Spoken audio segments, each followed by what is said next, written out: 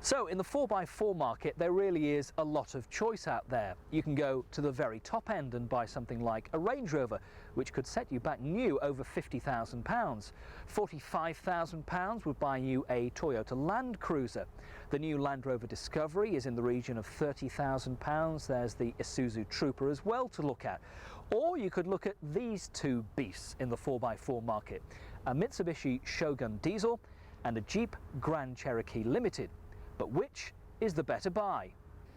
Now, amongst the 4x4 market, I mean, there's a lot of choice out there and some real quality motors. Absolutely. This is a Jeep Grand Cherokee Limited. It is indeed. It's a good car, isn't it? Yeah, they are. This is obviously the new shape one, which is a very, very good tool indeed. Specifications high, build quality is good with the later ones, and they are an attractive car. They're not too big and cumbersome compared to some of the other vehicles that are actually out there. Any reliability problems on these? They had a little bit of a problem with the earlier ones when they came out, which they call the Jeep Cherokee. But now, no, in all fairness, we don't seem to get any problems with these at all. As I said, they seem to have got a good stance in the market now and known for quality. Fully specified, it's got all the toys on it. This has absolutely everything. This is a 4-litre SE Limited. This has got leather trim, walnut cappings, air conditioning, cruise control, electric seats, CD player, alloy wheels. You could just keep going on with this. New, what would this have cost? This would have set you back approximately £31,000 for this particular model. A lot of money. And it's now? £19.98 on an R, this one, and it will cost you now just £20,000. And it's only done 8,000 miles. It has only done 8,000 miles, so it has lost around about £11,000 in effectively 16 months.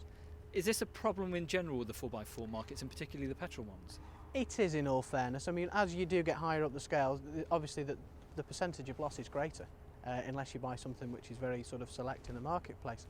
The petrols, yes. The diesels, there's obviously a very good attraction with the diesels because it's down to running costs and they're very popular with farmers and the like. But obviously the petrols have a certain attraction with them, but still sell very well indeed.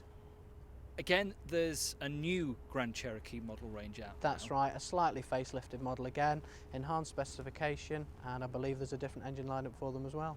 So again, that's probably going to have some sort of effect on it will have a little bit of effect, obviously, as it did with the Jeep Cherokee when the Grand Cherokee came out. Even though it was marketed slightly different, it always will have an adverse effect initially on the cars. But there again, that's good for the public because the new ones are so much more expensive. This again drops into a more affordable barrier for somebody. It seems that most of the Grand Cherokee range is holding up at about 50% after 3 years, which is something that you want to try and aim for in most cars, isn't it? It's not always attainable though. No, not across the range it isn't, but something like that, yeah. With this particular vehicle, if you can aim for 50% after 3 years, it's done well. Now, how do you fancy driving a Tonka toy in real life?